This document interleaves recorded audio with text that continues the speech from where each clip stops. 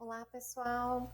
Estamos de volta aqui para falar sobre as obrigações subjetivamente múltiplas. Já falamos das obrigações divisíveis, indivisíveis, e agora nós vamos falar sobre as obrigações solidárias. Só para revisar, lembrem-se que essa classificação de obrigações em divisíveis, indivisíveis e solidárias, ela só faz sentido se nós tivermos numa obrigação uma pluralidade de devedores ou de credores ou de ambas as partes, certo? Senão não tem motivo para que a gente faça essa classificação. Lembrando ainda que a regra, quando nós temos uma pluralidade de credores ou devedores, é a da divisibilidade, ou seja, da obrigação se dividir em tantos quantos forem o número de credores e ou devedores, e cada um fica responsável pela sua cota-parte, seja os devedores, como cada credor só também tem direito à sua cota-parte. A exceção a essa regra do concurso partes fiunt é a indivisibilidade, que nós já vimos na última aula, e agora a respeito das obrigações solidárias, certo? Então vamos continuar aqui esse nosso estudo.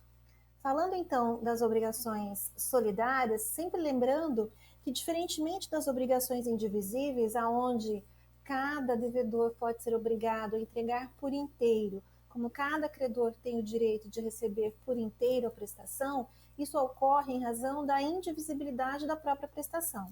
Já nas obrigações solidárias, isso não tem razão de ser, porque, na verdade, a possibilidade de cada credor receber por inteiro ou cada devedor ter que pagar por inteiro a prestação não está na natureza da prestação, mas sim nesse artifício técnico jurídico que nós chamamos de solidariedade, que faz com que o credor tenha o direito de receber o todo, o credor solidário, como o devedor solidário tem o dever de responder pelo todo. Justamente por conta disso, desse artifício técnico jurídico utilizado para reforçar o vínculo e facilitar o cumprimento, a solução da obrigação. Então, a solidariedade, ela nasceu, digamos assim, justamente com esse intuito de facilitar o cumprimento da obrigação por parte do devedor e reforçar o vínculo por parte dos credores. A previsão legislativa está lá nos artigos 264 a 285 do Código Civil. Então, o Código Civil, ele separa em regras gerais, depois solidariedade ativa e depois solidariedade passiva, né? Então, falando sobre as especificações da previsão. E de onde que vem essa solidariedade? De onde que ela surge? Nós temos duas fontes de solidariedade.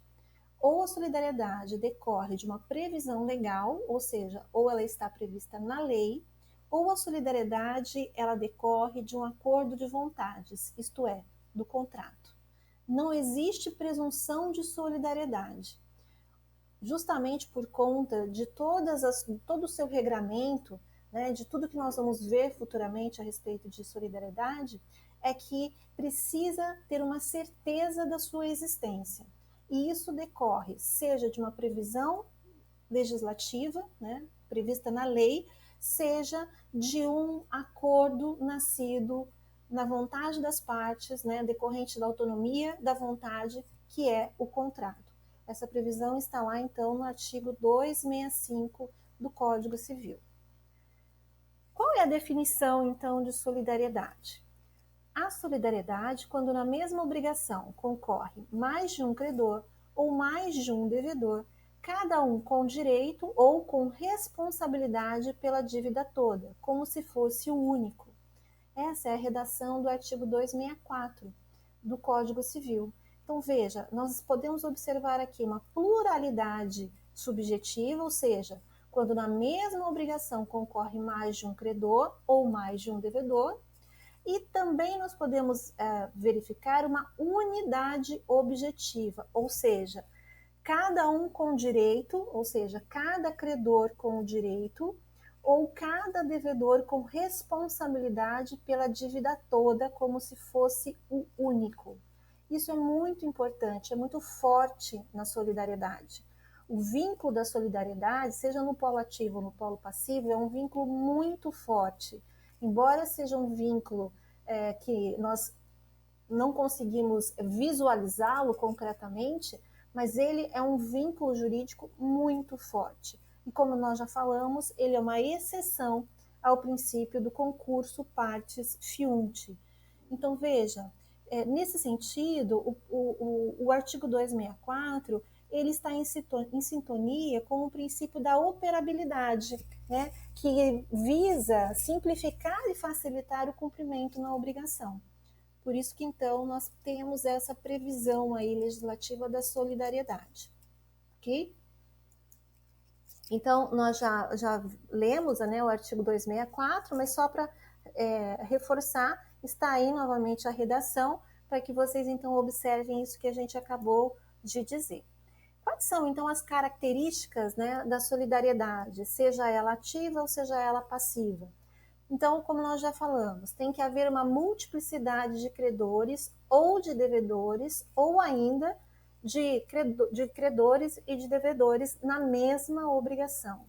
Uma unidade de prestação, ou seja, qualquer que seja o número de credores, 1, 2, 3, 4, ou de devedores, o débito é sempre visto de forma única, de modo que, nesse sentido, um devedor pode ser chamado, né, um dos devedores solidários pode ser chamado a responder sozinho pelo cumprimento da obrigação.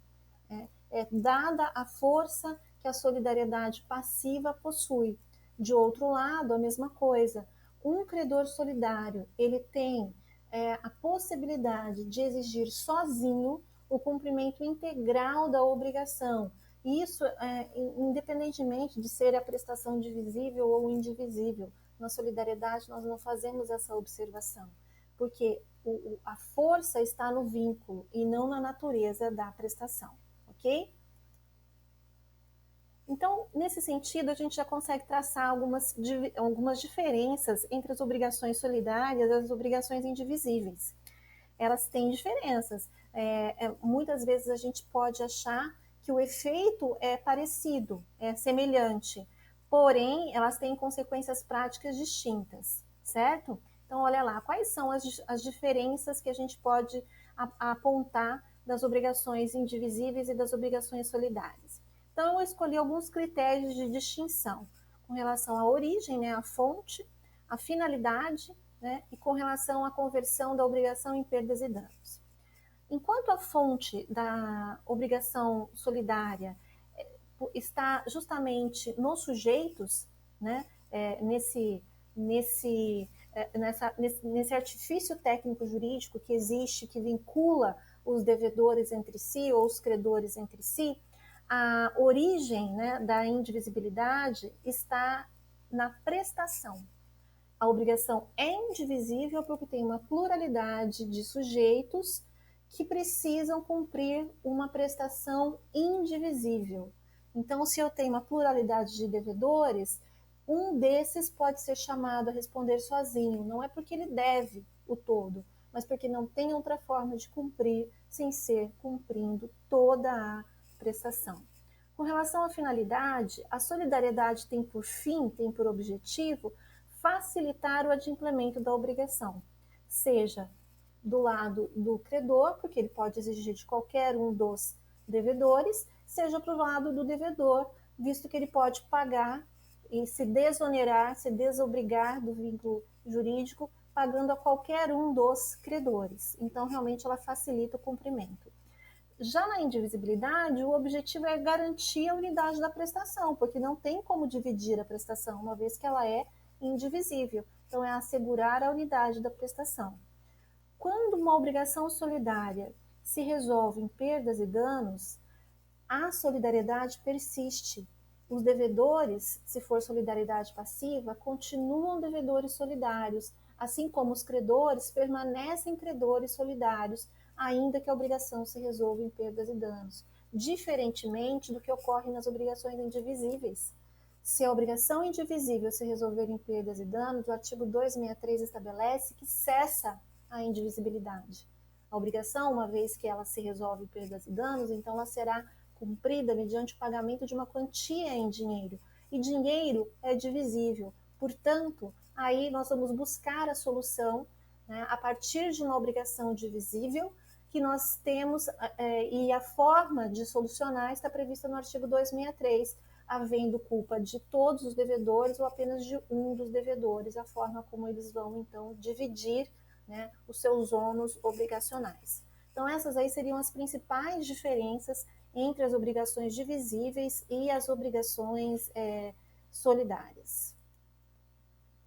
Continuando, então, quais são as espécies de solidariedade? Então, com relação à origem, nós já vimos que ela pode ser legal, ou seja, está prevista na lei, como convencional, né? Ela surgir da vontade das partes, de uma previsão no contrato. Fora disso, pessoal, novamente, não há solidariedade, né? Não se presume que uma obrigação é solidária, porque se não tiver uma previsão legal, e se não tiver estabelecido no contrato de forma clara e inequívoca, não existe solidariedade. A obrigação será ou divisível ou indivisível, conforme a natureza da prestação. Com relação aos sujeitos, a solidariedade pode ser ativa, quando eu tenho vários credores, passiva, quando eu tenho vários devedores, ou mista ou recíproca, quando eu tenho vários credores e vários devedores solidários, né? Então, a redação do artigo 265. A solidariedade não se presume, resulta da lei ou da vontade das partes. Esse artigo 265 ele é muito importante, porque o conteúdo dele ele tem muito significado com essa questão da não presunção da solidariedade. Porque lembra, a regra é a da divisibilidade. A solidariedade é uma exceção àquela regra do concurso partes fiunt. Por isso que a solidariedade ela não se presume. Ela tem que estar prevista em algum lugar. Como exemplos, né, de solidariedade que decorre da previsão legal, né, da previsão legislativa, nós temos o Código de Defesa do Consumidor, que lá no seu artigo 7º, parágrafo único, estabelece que se mais de um fornecedor for responsável, né, pelos danos causados ao consumidor, todos eles serão considerados solidariamente, então responsáveis pela indenização a ser paga ao consumidor. E no artigo 2º, parágrafo 2º da CLT, que com a nova reforma trabalhista de 2017, estabeleceu a solidariedade entre as empresas que pertencem ao mesmo grupo econômico. Ainda que elas tenham personalidades jurídicas distintas, elas são solidariamente responsáveis, né, pelos encargos trabalhistas decorrentes aí de cada empresa. Então, ainda que seja uma empresa que tenha um determinado empregado e esse empregado tenha verbas trabalhistas a receber, se essa empresa pertencer a um grupo econômico, todas as empresas do grupo econômico são solidariamente responsáveis pelo pagamento dessas verbas trabalhistas, né? Então, são dois exemplos aí de solidariedade que estão previstas na lei. Nós temos várias outras. Tem no Código Tributário Nacional, no próprio Código Civil nós temos situações específicas, né? No Código de Processo Civil, na Lei de Locação, enfim, são várias as previsões legislativas quanto à solidariedade. Então, reforçando, a solidariedade ela pode ser ativa, que está ali nos artigos 267 a 274, que significa que cada credor tem o direito à totalidade da prestação como se fosse o único credor. E nós temos também a solidariedade passiva, cuja previsão está nos artigos 275 a 285, que significa que cada devedor é obrigado a pagar pela dívida toda como se fosse o único devedor. Como se fosse o único devedor perante o credor. O que nós temos que entender, pessoal, é que, por exemplo, na solidariedade ativa, que começa aí no artigo 267, eu tenho uma pluralidade de credores e eu posso ter ou não, né, uma pluralidade de devedores. Esses devedores podem ou não ser solidários, né? Se houver uma pluralidade de devedores, eu preciso também analisar se eles são ou não devedores solidários. Então, eu tenho aqui vários credores e esses credores são solidários, seja por força da lei, seja pelo contrato, né? Então, cada um desses dois credores pode, individualmente, sozinho, exigir o cumprimento integral da prestação do devedor, e o devedor deve pagar a este credor. Então, veja, com relação a isso, uma observação que nós precisamos fazer é que o Instituto da Solidariedade Ativa, ele não é tão utilizado como é da solidariedade passiva.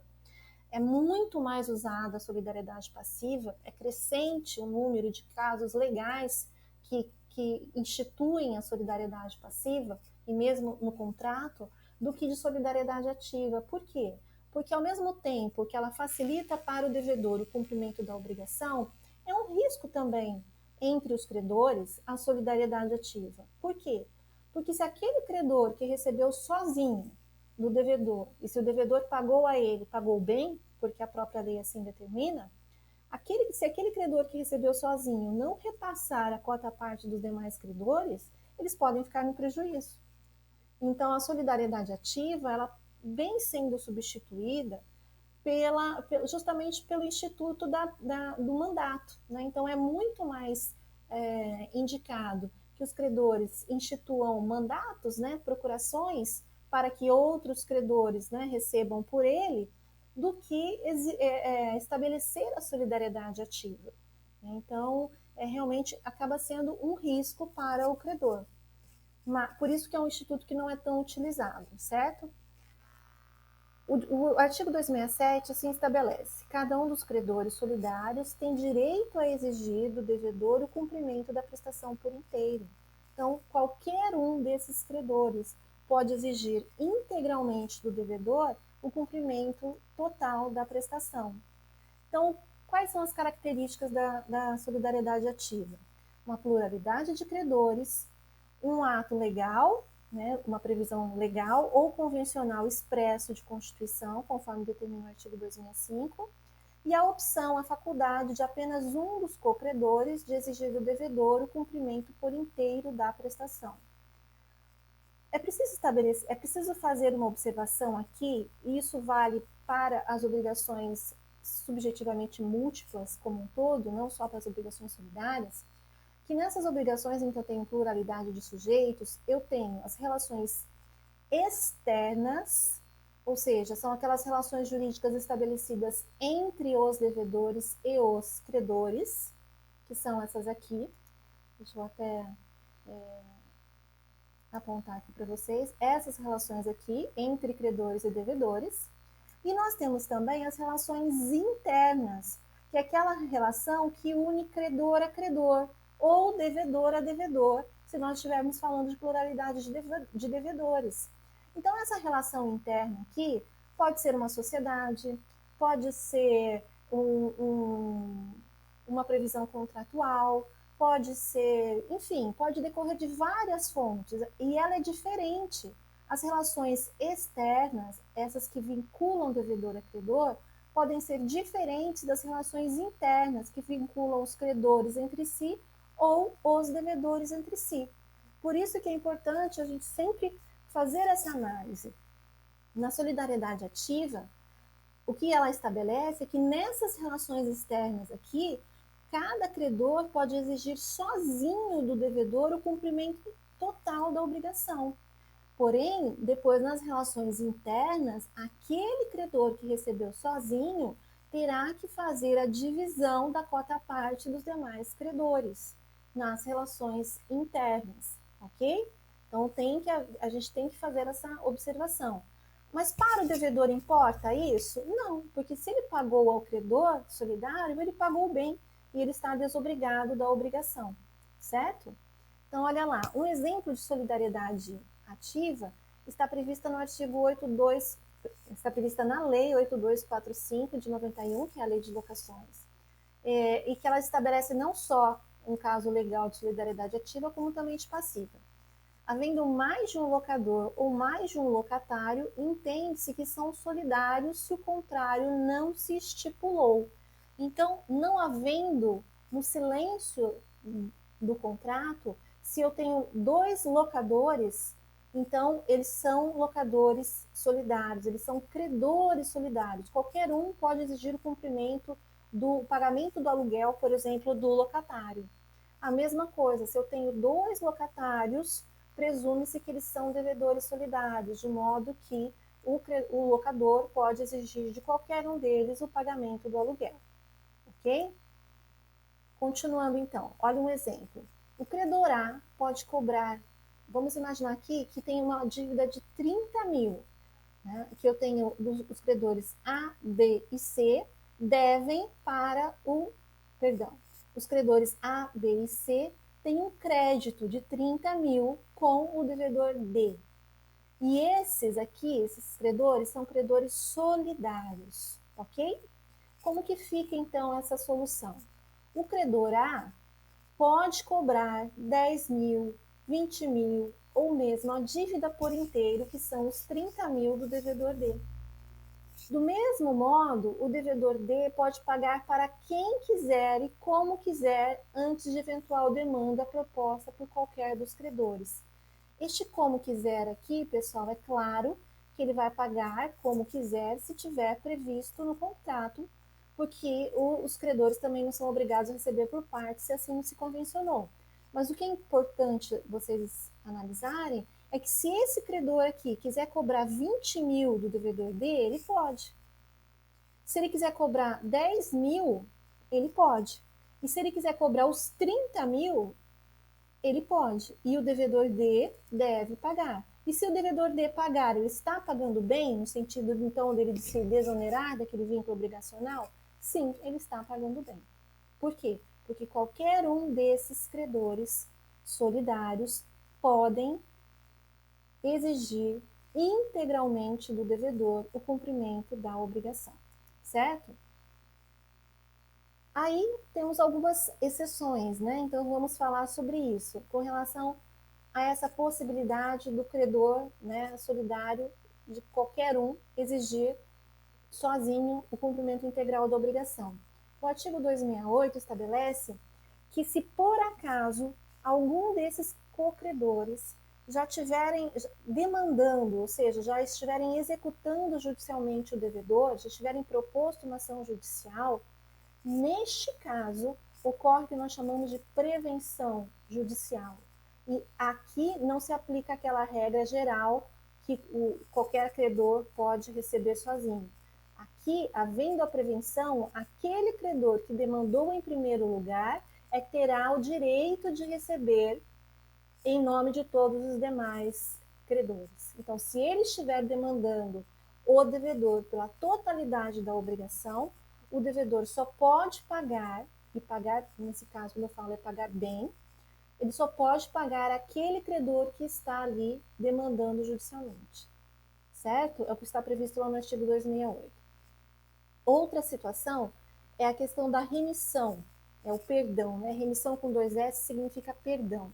O artigo 272 estabelece a possibilidade, o que acontece quando um dos credores perdoa a dívida do devedor.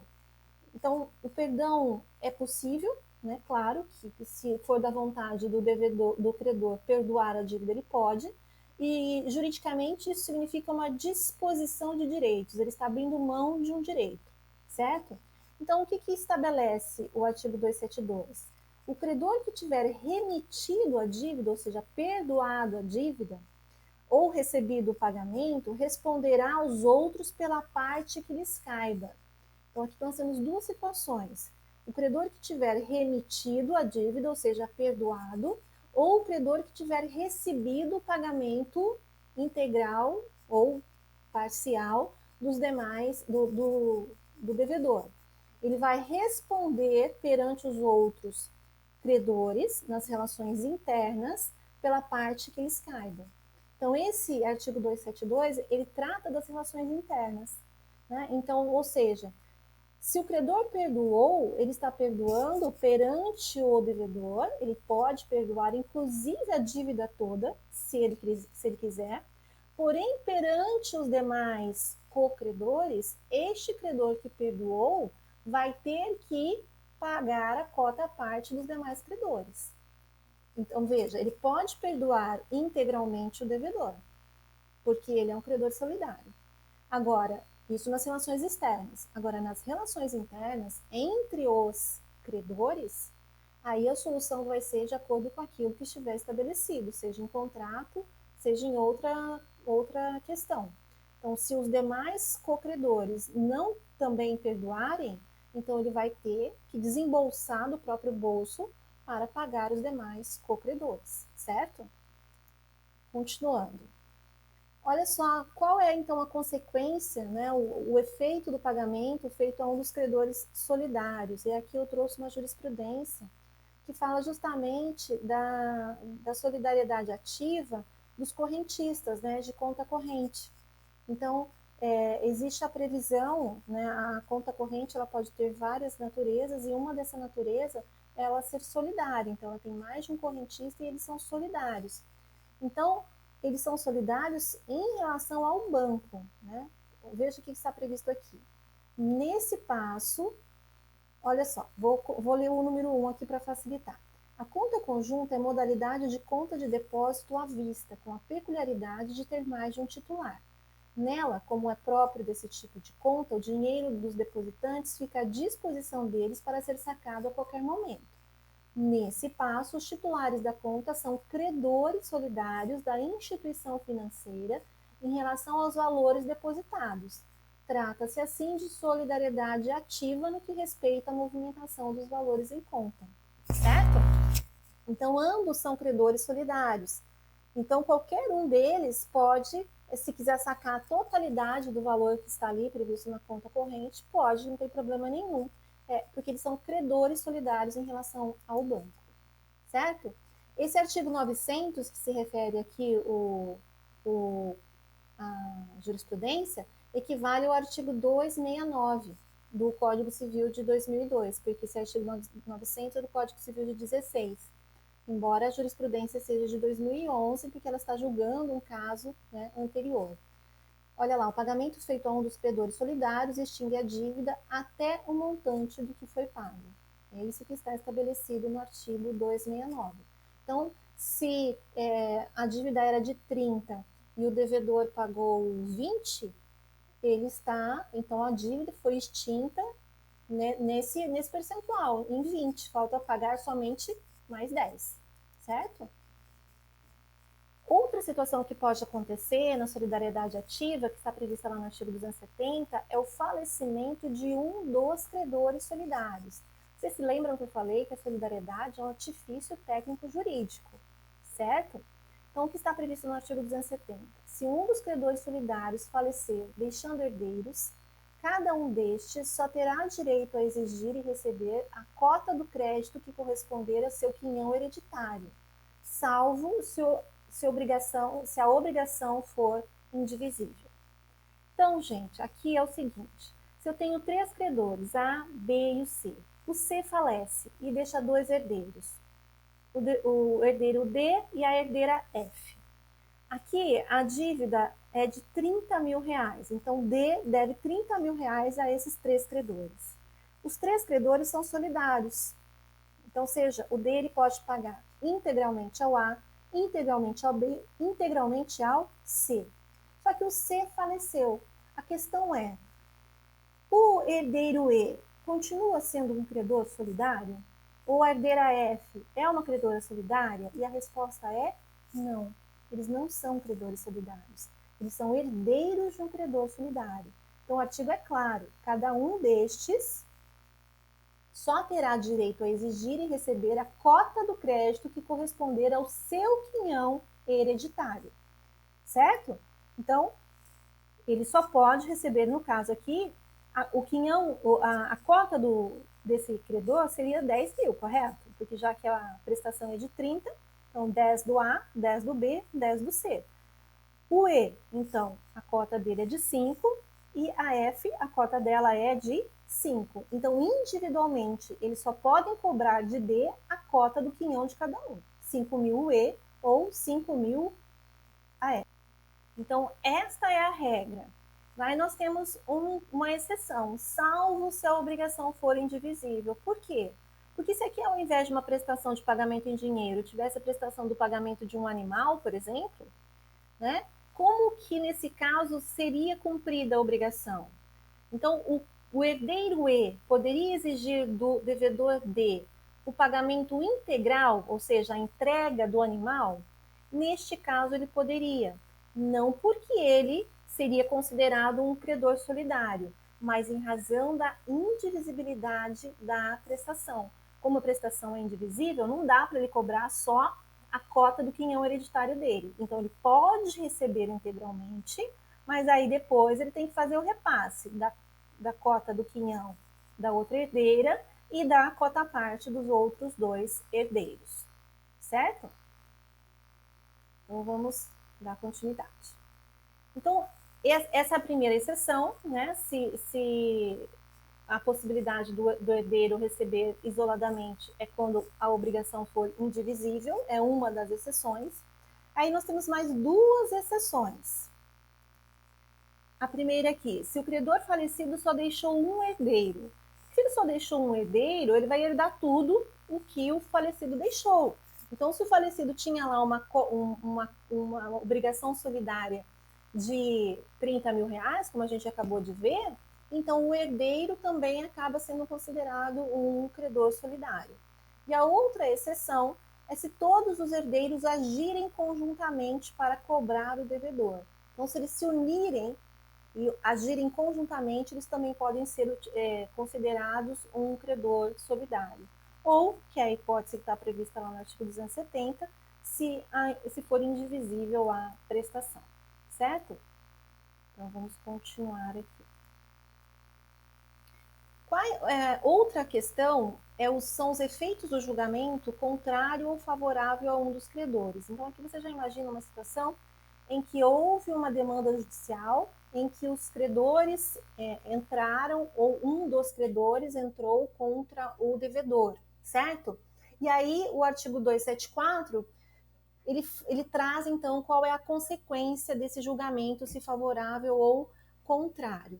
É importante observar que esse artigo 274 foi alterado pelo artigo 1068 do novo Código de Processo Civil. Melhorou a redação dele, que era uma redação meio truncada.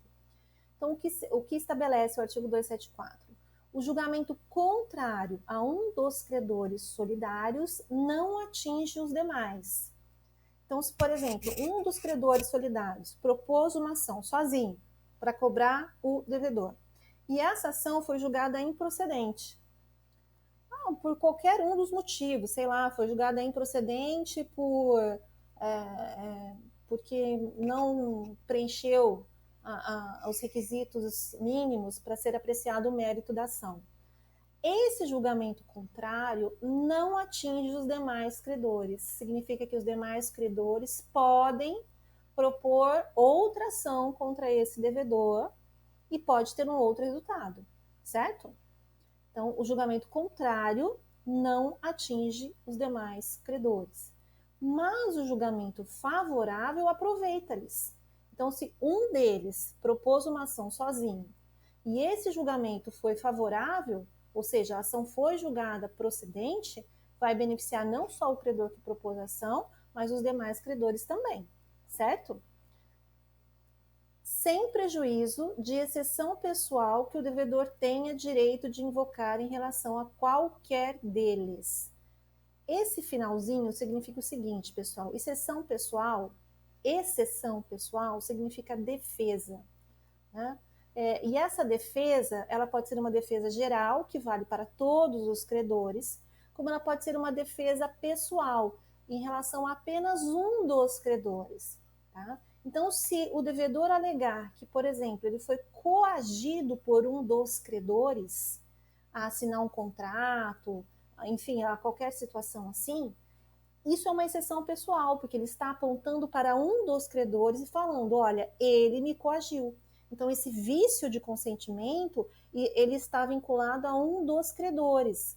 Então, ainda que tenha tido um julgamento favorável a um dos credores solidários, em razão dessa exceção pessoal, esse julgamento não vai beneficiar aquele credor que agiu de forma com coação. É claro, se tudo isso foi invocado na ação, certo? Então, é isso que estabelece o finalzinho ali, sem prejuízo de exceção pessoal que o devedor tenha direito de invocar em relação a qualquer deles, qualquer um dos credores. Então, para a gente finalizar essa aula, quais são os pontos que a gente tem que reforçar aqui com relação à solidariedade? Saber que os princípios que regem a solidariedade, acho que o mais importante é o princípio da inexistência de solidariedade presumida, que está expressamente lá no artigo 265.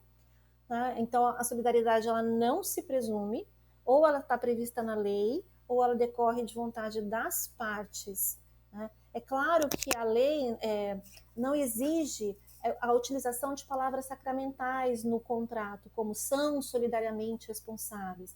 Mas se você tiver assim uma expressão como as partes obrigam-se por inteiro, as partes obrigam-se pelo todo, em sólido, isso significa uma solidariedade, né? Porque isso significa que eles estão se responsabilizando pelo todo, né? Por exemplo, os fiadores se responsabilizam por inteiro, né? Pelo pagamento. Então, seria aí uma utilização que significa a solidariedade, embora não esteja utilizando a palavra solidariedade, certo? Então, não pode haver dúvidas na expressão utilizada. Né? Então, isso é muito importante.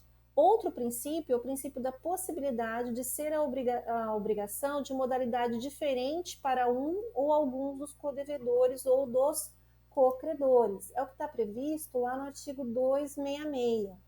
E um exemplo disso está no artigo 13 do CDC. No caso de responsabilidade do fornecedor pelo fato do produto ou do serviço, que é o acidente de consumo, o construtor, o fabricante, o produtor, o importador, eles são devedores solidários entre si, né, pelos danos causados ao consumidor em razão de um defeito de um produto. Agora, o comerciante, ele só será considerado também um devedor solidário se não for possível identificar o fabricante, o produtor, o fornecedor, né? Ou se for difícil para o consumidor identificar quem são essas pessoas, porque não está previsto no contrato, não está na nota fiscal, às vezes não está no produto. Então, como o consumidor não tem outra pessoa contra quem exigir, então ele vai exigir, nesse caso do comerciante, mas no primeiro momento, no caso de acidente de consumo, não é vício de consumo, é acidente de consumo, o comerciante ele tem uma solidariedade diferente. Ele só vai responder solidariamente nessas situações, os outros não.